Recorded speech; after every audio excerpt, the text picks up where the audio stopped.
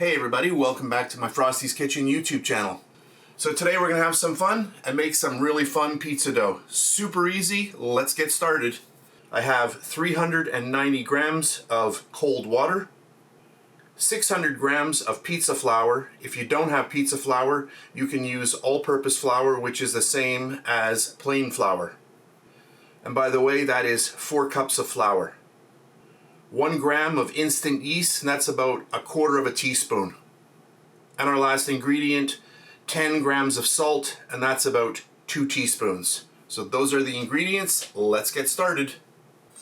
We'll get all of our flour into our KitchenAid bowl, and then our water, my yeast. You could have added your yeast to your flour first and then just whisked it up a little bit and then dumped it in, but that's the way I'm doing it today. Right. Get our dough hook on.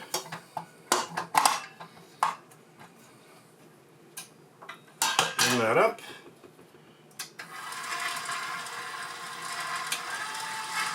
Speed number 2. Just gonna let this go a little bit.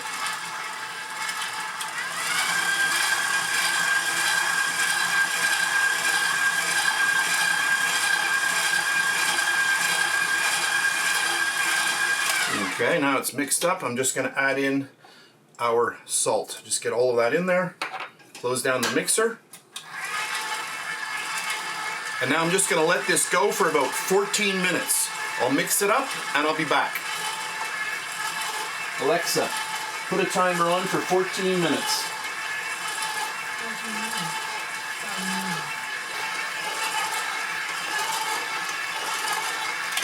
Alright, there is my 14 minutes. I actually put a timer on. So let's bring this out.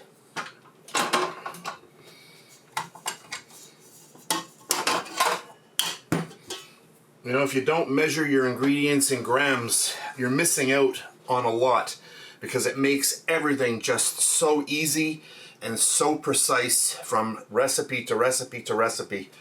So you can always get yourself a little scale on Amazon. Very inexpensive. Let me get all of this out of here. I'll show you how nice this dough is. So this dough has, for those interested, 65% hydration. You'll see how nice this dough is that comes out of here. And look at that. Nice clean bowl. Wash it out, you're ready to go. Look at that dough. That is really nice. I've done some doughs around 70% and they're a lot harder to work with. They're a lot more sticky. You can see that this here is not very sticky, but still a nice hydration percentage in here. Let's tear this, get that to 0.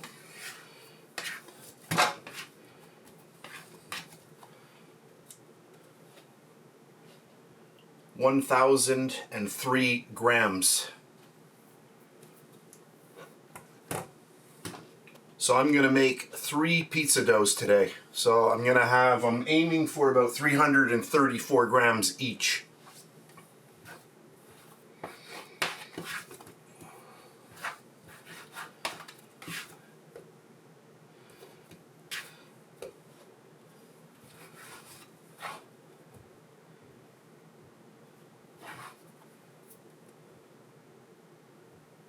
$331.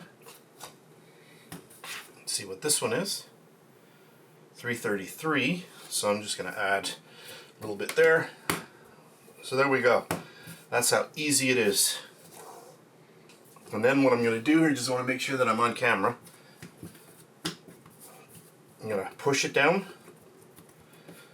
and then bring all of the dough in.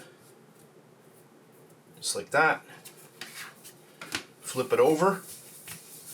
And then you've seen me do this many times.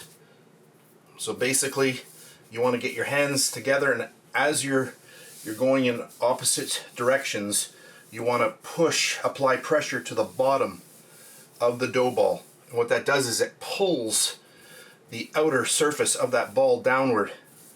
You can see how nice that is, just like that. Do it again. Push it out, and then bring it all together.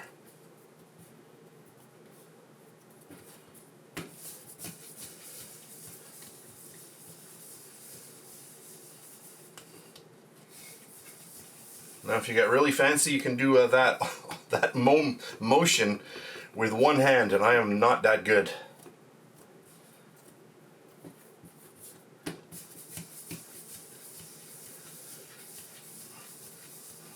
So I'm making these today because I am baking pizza tomorrow.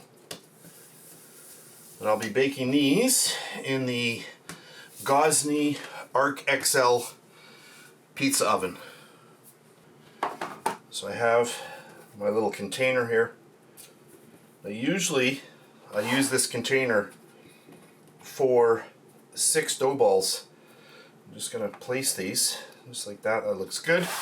Make sure I'm on camera, and there we have it. And I'm just going to spray the top with olive oil. I just don't want these to dry out. So I've just sprayed everything. I've sprayed the bottoms because I don't want any sticking going on. Now I'm going to close this. Now since I've used a little bit of yeast, there's not a high yeast content, I want to let these sit on the counter here for about 45 minutes to an hour. It depends on how cold or hot your room is. So I mean, if you're in a really warm environment, you're probably talking 30 minutes, and then you want to put these into the fridge overnight. So for me, 45 minutes to an hour, I'm going to let them sit here, and then they're going to go into the fridge overnight, and then I'm going to use them tomorrow. So this is part 1 of the video. Tomorrow, when I'm actually doing the doughs in the oven, we'll be back and I'll film that part as well. Hey everybody, this is about 24 hours later, so my dough has been sitting in the fridge overnight. And I just wanted to show you what the dough looks like now after that 24-hour period. I'll just lift that off. And look at those doughs. Those look amazing. And you can see that the dough hasn't gone out of control. If we look at the lid, you can see the dough has not touched the lid at all. And that's exactly what I want. So you can see the dough has puffed up, and it's also, stretched out, which is perfect. So at this point, I'm going to be making pizzas in about 2 to 3 hours. So I want the dough to kind of come up to, a little bit just below room temperature. So I'm going to leave these out because they are cold, and it's just a little bit easier to work with the dough when the dough is a little bit warmer. But anyway, I just wanted to show you these now. I'm going to make some pizzas, and you'll see some photos of those at the end of this video. So I'm going to close this up for now, and you'll see me later. Hey everybody, I'm back as promised with a few photos. So these are the results of the 3 pizza doughs that you saw me making in our recipe. And all of these pizzas were baked in about 2 minutes. And the reason for that is that the pizza oven was extremely hot, around 900 degrees Fahrenheit. That's about 482 degrees Celsius, and I did actually get it up around 932 Fahrenheit, which is around 500 degrees Celsius. Now, I appreciate that not everybody is going to have a pizza oven, but if you check my other videos, you know that just using your regular kitchen oven, you can create really good results just like this. I have many videos where I show the pizzas that I did inside in my regular kitchen oven, and the results are pretty amazing as well. So that's it for this really fun video. I hope you enjoyed it. If you did, please give me a thumbs up and subscribe if you wish.